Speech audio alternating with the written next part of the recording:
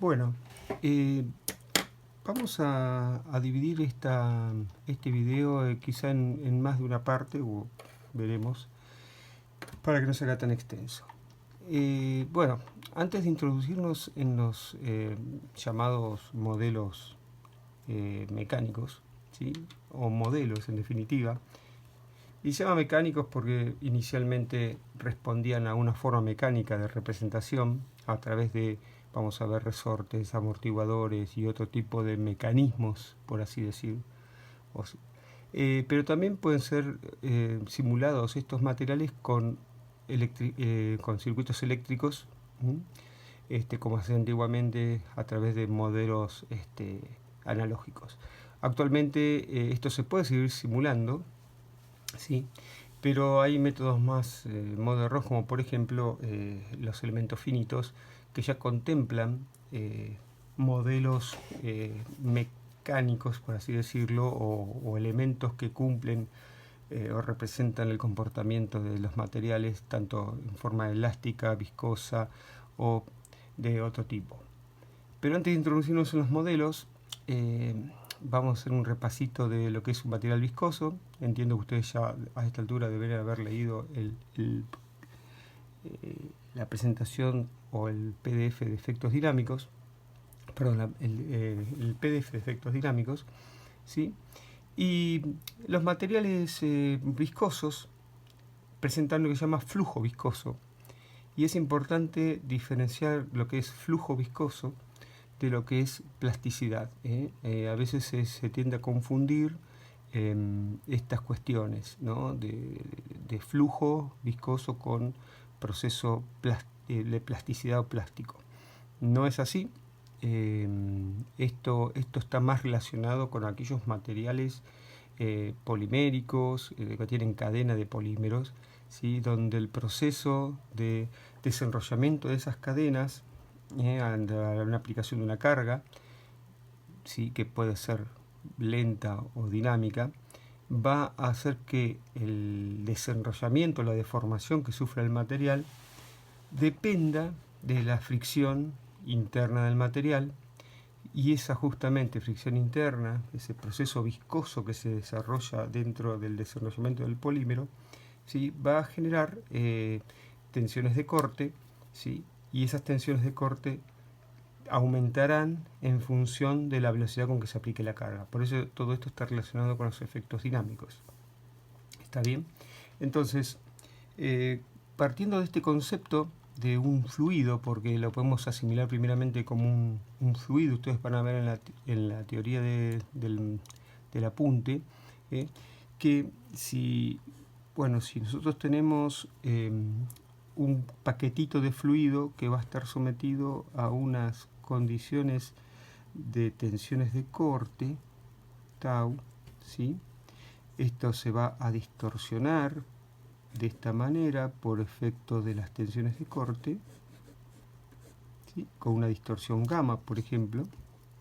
Entonces tenemos las tensiones de corte actuando de esta manera, ¿eh? Pero este paquete de fluido, idealmente viscoso, ¿sí? Tiene lo que se llama una viscosidad, que vamos a hablar con la letra, ¿sí? del abecedario griego. En este caso, y me estoy adelantando un poco a lo que van a ver en fluidos, la velocidad de distorsión de ese paquetito de fluidos va a ser inversamente proporcional a la tensión de corte aplicada sobre la coeficiente de viscosidad del líquido, ¿sí? Si esto lo asimilamos o hacemos la correlación con un sólido viscoso, idealmente viscoso, podríamos decir que la deformación específica, la velocidad de deformación específica, perdón, porque es una epsilon punto, la derivada de epsilon respecto de tiempo, por eso está relacionado con este tema de efectos dinámicos, sería igual a la relación de la tensión dividido el coeficiente de viscosidad, en este caso de ese sólido viscoso ideal. Con lo cual, podemos decir que en un sólido viscoso sometido a un estado de tracción, las tensiones son proporcionales a través del coeficiente de viscosidad a la velocidad de deformaciones epsilon específicas, ¿no? Epsilon, recordemos que es una deformación específica, ¿eh? Por lo tanto, acá se ve una cuestión diferente a lo que pasa con un fenómeno elástico. Aquí, en los fenómenos viscosos, tenemos una deformación que depende del tiempo, o sea, depende de la velocidad con que apliquemos la deformación, mientras que en un sólido elástico puro, las tensiones son proporcionales a través del módulo elástico a la deformación. Repasando conceptos que ya a esta altura los conocemos claramente.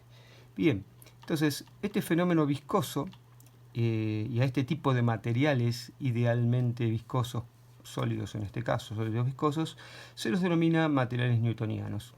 Cumplen con esta ley y se les denomina newtonianos.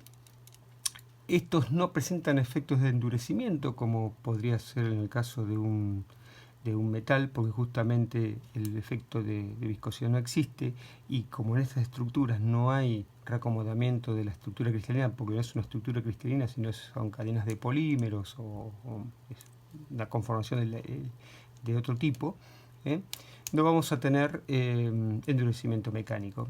Algunos materiales que tienen este comportamiento y se acercan bastante bien a lo ideal son, por ejemplo, la madera, cuando supera el límite elástico, ¿sí? Tiene alguna similitud con este fenómeno, pero fundamentalmente son los polímeros los que sufren este tipo de fenómeno. Hay materiales, por ejemplo, que se usan mucho en aislación de ciertos aislantes de tipo conductividad eléctrica, como los RTM, que son un tipo de elastómero, que curan el tiempo, que justamente presentan un fenómeno de viscosidad cuando uno se lo somete a una condición de carga, la deje, que en el tiempo vamos a ver que hay un flujo viscoso que en definitiva hace que esa precarga que dimos, esa deformación que dimos inicial al apretar el material, ¿sí? En el tiempo produzca una relajación de las tensiones. Ya vamos a ver de qué se trata eso. Bien, entonces, como conclusión podemos decir que acá tenemos un material que depende de la velocidad de aplicación de la deformación, o sea, dependiente del tiempo. Bien, en el apunte ustedes podrán ver que a medida que yo varío la tasa de velocidad de aplicación de la carga, las tensiones o la curva de tensión en función de la deformación específica, sí se va a ir cambiando. Ustedes tienen en el apunte una familia de curvas donde si sigma es la tensión, si en el material y epsilon la deformación, van a haber familias de curvas de este tipo, donde justamente hacia allá crecen la tasa de velocidad denominada K en el apunte, que es una tasa de velocidad de aplicación de la carga. El material es como que va comportándose de diferente manera. Si ustedes sacan un módulo tangente, van a ver que el módulo tangente obviamente va variando en función de la velocidad de carga. Y eso ocurre generalmente con todos los plásticos. Si uno le ensaya un efecto de tracción. Bien. Bien, entonces ahora podemos introducirnos en el concepto de los modelos mecánicos. Simplemente los modelos mecánicos, como dije, se pueden simular a través de combinación de materiales ideales, como puede ser un elástico puro que cumple la ley de Hooke. A ver si se ve bien, estoy verificando si que se vea bien, si puedo volcarme más acá. Entonces, aquellos materiales que cumplen con la ley de Hooke, que presentan una condición elástica, donde el módulo elástico no es más ni menos que la pendiente de la recta sigma epsilon, quiere decir que estamos totalmente en un elástico puro, ideal, se podría decir como una especie de resorte, ideal donde cuando yo retiro la carga, siempre y cuando no supere cierta tensión, tendré una recuperación absoluta, ideal, de la deformación. Con retirada la carga, las tensiones se van a hacer y las deformaciones específicas también. Bien, un material, este sería entonces Hooke. Esto cumple la ley de Hooke, ya la conocida, y el módulo de Young o el módulo de rigidez del material. Están aquellos materiales, ¿sí?, que cumplen, los llamados plásticos puros, que cumplen justamente con lo que se llama la ley de o fricción de Coulomb.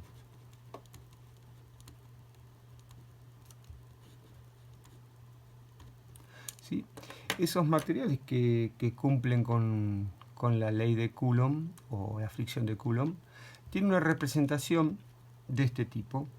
Esto es sigma, nuevamente esto es epsilon. Nunca olvidarse de poner de qué tipo, qué ejes coordenados estamos utilizando, porque aquí puede ser el tiempo, por ejemplo. Entonces cambia totalmente la curva. Es otra cosa. Tendría un comportamiento de este estilo, ¿sí?, donde justamente acá se nota en esta parte la parte plástica pura. Primero vamos a ver la graficación, después vamos a ver cómo se representa cada uno de estos elementos en forma independiente. Y finalmente el otro modelo o modelo básico de material que se utiliza normalmente, sigma epsilon, son el que vimos recién, el viscoso puro, es decir, que aplicada una velocidad de aplicación de carga, tendremos un comportamiento de este estilo, que va a ser asintótico a medida que la carga se estabiliza, la velocidad de carga se estabiliza, entonces tiende a ser una asíntota. Este sería el material viscoso puro. ¿Está bien? Estos son los tres modelos básicos que se utilizan. ¿Cómo se representan cada uno de ellos? Bueno, Hooke obviamente a través de un resorte donde justamente la rigidez está dada por la pendiente de la curva, sigma epsilon. En el caso que tenemos el material de Coulomb, de fricción de Coulomb, se lo representa con dos materiales o dos chapas o dos elementos, donde justamente acá hay una cierta fricción entre estos dos. Esto está sometido a unas tensiones, lo mismo que esto. Esto es E. Esto es la fricción de Coulomb. Este material, hasta que no llega a un valor de tensión determinada, no presenta deformación, simplemente tiene tensiones, y a medida que superamos esa tensión, empezamos a vencer la fricción en este material y tenemos justamente esta etapa que es de fricción, relacionada con la fricción. Y finalmente, el viscoso, que es el que vimos recién, donde las tensiones, en este caso, son proporcionales, como dijimos, al coeficiente de viscosidad del material por la velocidad de formación. Está más decir que esto es sigma por epsilon, ya conocida. Este por ahora no lo vamos a introducir. Vamos a ir a los más básicos de los modelos, que son representativos de materiales que tienen comportamiento de flujo viscoso. Y después, ahora vamos a hacer, hasta aquí ya vamos a llegar y vamos a continuar en otro video para que no se haga excesivamente largo. Vamos a tener la combinación posible de cualquiera de ellos, de uno o más modelos. Entonces, por ejemplo, si combinamos el modelo elástico puro que cumple la ley de Hooke, combinado con un amortiguador, ¿sí? Aquí me olvidé de poner esto, discúlpenme. Esto es un amortiguador sometido a una tensión, donde este amortiguador tiene una constante de viscosidad determinada, phi en este caso. Entonces, en este caso, este modelo se llama el modelo de Maxwell, ¿sí?, donde la tensión aplicada tendrá o será igual a la tensión que haya en el resorte,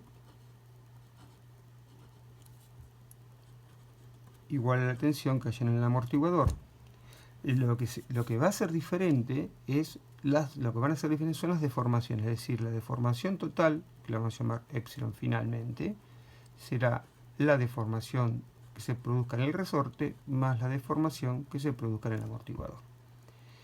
Otra combinación posible es que a esto se le incluya otro tipo de configuración, configurar, o sea, a estos dos elementos básicos, en vez de ponerlos en serie, los pongamos en paralelo.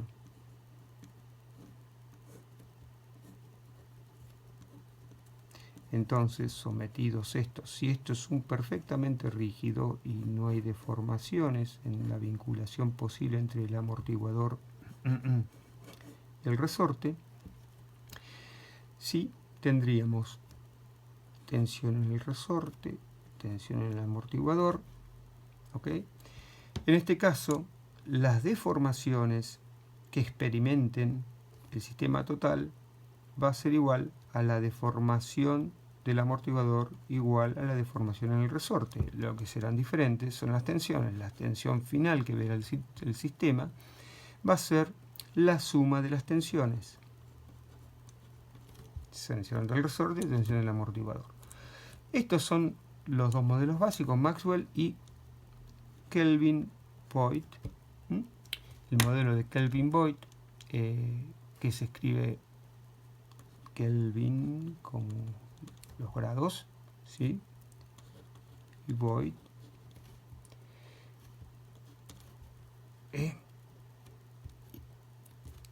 Los modelos básicos son estos dos, Maxwell y Kelvin. ¿Qué representa Maxwell? Maxwell representaría a un material elástico viscoso, mientras que Voigt estaría representando a un material viscoelástico. Son los dos modelos básicos que vamos a trabajar. A este se le puede sumar un resorte aquí o un modelo de Maxwell. Se pueden, digamos, ir relacionando los modelos entre sí, produciendo modelos más complejos, para ir representando materiales más complejos, ¿sí? Algunos polímeros, por ejemplo, se pueden representar con varios modelos de Voigt, Kelvin-Voigt, puestos en paralelo, por ejemplo. Bueno, hay, o en serie también. Bueno, ya veremos algunos ejemplos en el próximo video. El tema sería hoy, o por en este primer video, poder analizar los modelos básicos, interpretarlos y luego pasar a lo que sería la combinación de modelos y el estudio de estos modelos, para qué nos sirven, ¿sí? Recordemos, o tenemos que tener en cuenta siempre, que si el único material que es capaz de almacenar energía y recuperarla totalmente es el elástico puro, digamos, aplicada a una carga, absorbe una cantidad de energía elástica y luego la devuelve esa energía elástica absorbida, mientras que un amortiguador, una vez retirada la carga, queda en su posición original, digamos, no hay un retorno si estaría solo. Ahora, si estamos en este sistema, es de pensar que si este está en paralelo con este y yo tracciono, van a deformar ambos al mismo tiempo, pero luego el que va a restituir la posición original, que va a estar a su vez controlada por la viscosidad de este elemento, va a ser el resorte. En el modelo de Maxwell, ¿sí?, toda la deformación elástica va a estar dada por el resorte, se deformará él, se deformará este, ¿sí?, pero cuando retire la carga, el que recuperará únicamente su condición original sería este. Este no va a ser capaz de retomar su condición original, es decir, tenemos una deformación permanente. Algo parecido pasa con el modelo de Coulomb, ¿sí? Retirada la carga, el único que recupera es la parte elástica. Perdón, en el modelo Coulomb solo no, en el modelo Coulomb con un resorte, es decir, si yo tengo lo mismo que en Maxwell, un resorte, pero en vez de tener aquí, pongo un modelo de Coulomb, en vez de poner un amortiguador, y esto lo somete a una tensión, ¿sí?, sigma epsilon, Bien, el resorte me va a dar la parte elástica, y a medida que yo supero o llegue a una tensión determinada, como expliqué antes, voy a tener un fenómeno de fricción dado por estas dos chapitas unidas. Si yo en este punto retirara la carga, o sea, me quedaría la tensión nula, esto tendría una recuperación así como pasa con los metales, donde justamente esta deformación que vamos a tener acá es una deformación permanente, dado el hecho que el material no es capaz de recuperar debido a que este elemento no tiene alguien restitutivo. Es totalmente fricción que se pierde como calor o lo que sea. Entonces, como pasa en los metales, tenemos una parte elástica, un fenómeno de fricción, y en un momento que retiramos la carga, recupera solamente lo elástico, quedando lo permanente ahí. Lo elástico sería solamente este pedacito. Bueno, ahora continuamos.